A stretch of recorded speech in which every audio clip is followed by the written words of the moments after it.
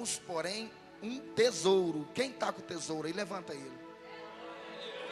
Temos, porém, aleluias, um tesouro.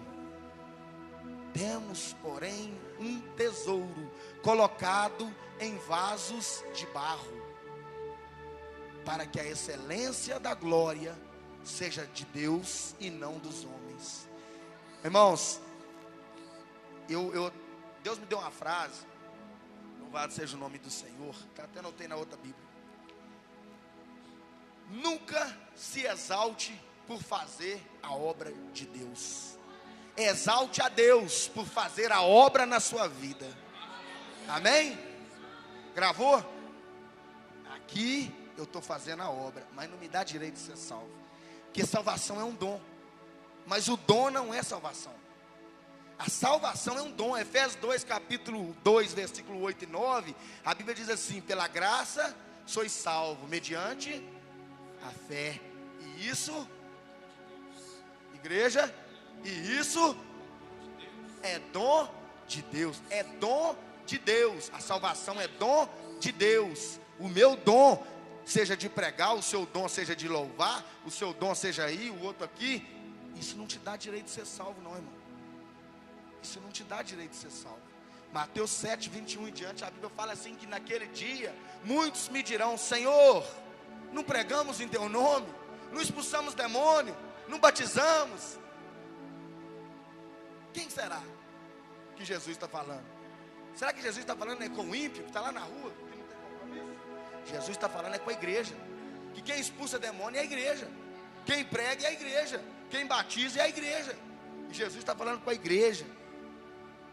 E Jesus vai dizer naquele dia, é uma frase que nós temos que lutar com toda a nossa força, temendo a Deus e pedindo a ajuda do Espírito Santo, para que a gente nunca venha escutar essa frase, quando Jesus disser: apartai-vos de mim, eu nunca vos conheci. É pesado, irmão. É pesado sentar nessa cadeira aí, ou subir aqui para pregar igual eu estou hoje, sabendo que está levando uma vida toda errada, e achar que está enganando o homem, achar que está enganando o pastor da igreja. Isso chama hipocrisia. Naquele dia ninguém vai te defender, não, irmão. O seu advogado está à sua disposição aqui, ó, e você está negando ele.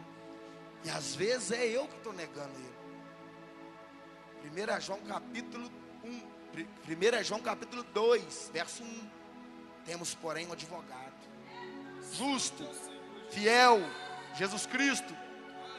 Irmão, você já pensou você andando pelas ruas? Louvado seja o nome do Senhor. E um advogado que você sabe que ele é renomado, você sabe que ele nunca perdeu uma causa, você andando pela rua e ele andando atrás de você com o cartãozinho. Irmão, eu estou à sua disposição para te defender. E você virando as costas para ele e falando: eu não preciso de você, eu não preciso da sua ajuda, eu não preciso da sua defesa. É isso que a gente faz quando a gente nega o Senhor. Louvado seja o nome do Senhor. Então, irmãos, grava isso no coração. A cadeira está vazia, a culpa é minha.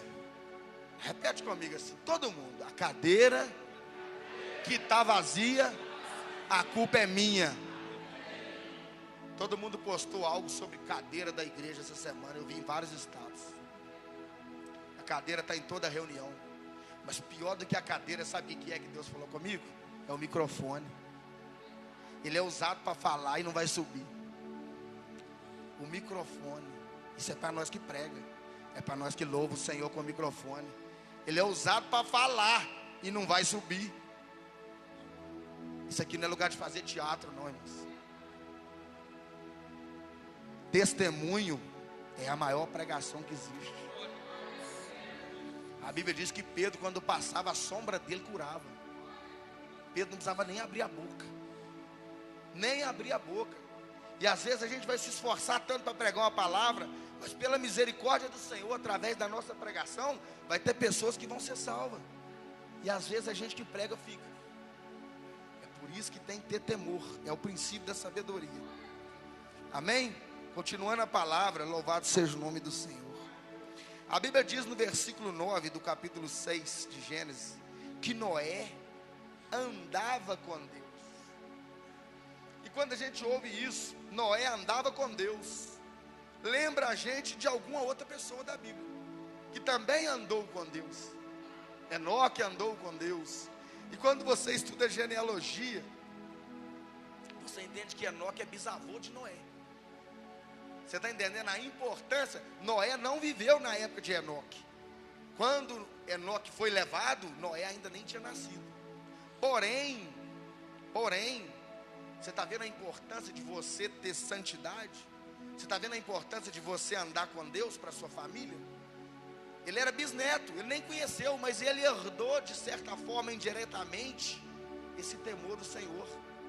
E às vezes, irmão, a gente quer tanto a nossa família na igreja, e às vezes a gente mesmo não tem nem testemunho. Não adianta eu orar a Deus e pedir o Senhor. Eu tenho um filho de 19 anos, que não está na igreja. Não adianta eu orar a Deus, passar a madrugada no monte, pregar, mandar para ele versículo bíblico, para ele vir para a presença de Deus, se depois que eu sair daqui de dentro da arca, ele me vê lá fora de uma maneira diferente. O testemunho meu é que vai trazer ele para a igreja, não é a palavra. A palavra sem testemunho, por isso que Jesus falou assim: um profeta não tem honra na sua casa. É por isso, porque não adianta eu ter palavra e não ter testemunho. Ganhar a sua família, Noé ganhou. Amém? Noé, a Bíblia vai dizer, louvado seja o nome do Senhor, que Noé, versículo 13: então disse Deus a Noé: o fim de toda a carne é vindo perante a minha face, porque a terra está cheia de violência. Capítulo 7, versículo 1: depois disse o Senhor a Noé: entra tu e toda a tua casa na arca, porque te hei visto justo diante de mim nesta geração. Deus havia, na vida de Noé, Deus encontrou algo que agradou ele. E todas as vezes que vai falar na Bíblia que Noé era justo, a Bíblia vai dizer que era na sua geração. Às vezes a gente vai achar tanta dificuldade nesse mundo de hoje, para andar na presença de Deus, para andar em santidade, para negar a carne, para negar o pecado, para negar o nosso maior inimigo, que anda do nosso lado o tempo todo, e não é o diabo, é nós mesmos, é a nossa carne. Muitas das vezes a gente é que usa o diabo. É falado que se expulsa o demônio das pessoas, mas hoje está precisando expulsar as pessoas do demônio. Tem gente que está precisando expulsar ela do demônio. Está dando tanta oportunidade para o diabo fazer as coisas, e tudo quer colocar na conta dele. Mas Deus falou com Noé assim, no versículo 22.